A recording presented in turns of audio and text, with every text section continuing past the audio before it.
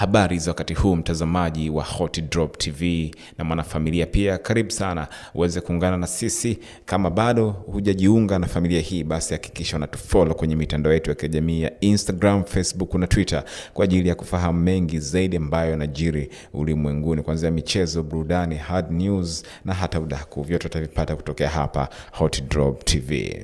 Rais wa Marekani Donald Trump ametoa taarifa kwenye mtandao wake wa kijamii wa Truth Social unaonyesha kuwa Hamas imekubali mpango wa amani.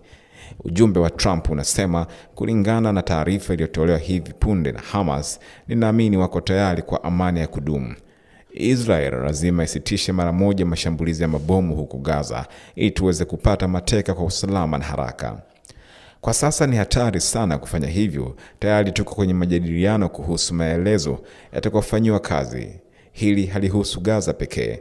Hili ni kuhusu amani inayotafutwa kwa muda mrefu katika Mashariki ya Kati.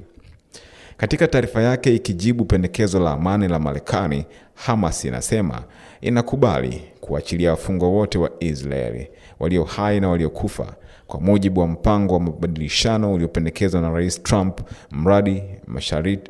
mradi masharti na ubadilishanaji yametimizwa.